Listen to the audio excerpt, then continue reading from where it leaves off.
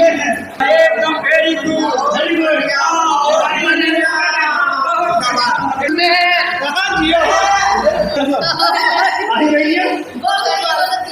तो पकड़िए अपने वजन निकालो की।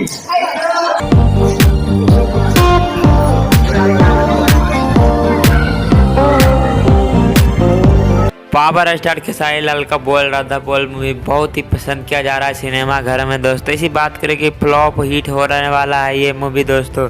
यहाँ पे कोई रिपोर्टर के बारे में बात करें तो कोई रिपोर्टिंग करने गए कोई सिनेमा घर में, ये वीडियो कहाँ का है जो कि पता नहीं चल रहा है दोस्तों। पर यहाँ पे देख सकते हैं कि पब्लिकों से यहाँ रिपोर्टिंग किया जा रहा है सिनेमा घरों के आगे की। आप लोग को मूवी कैसा लगा हो तो बता रहे हैं, तरह तरह के कोई जवाब दे रहे हैं दोस्तों कि मुझे ऐसा लगा मुझे वैसा लगा।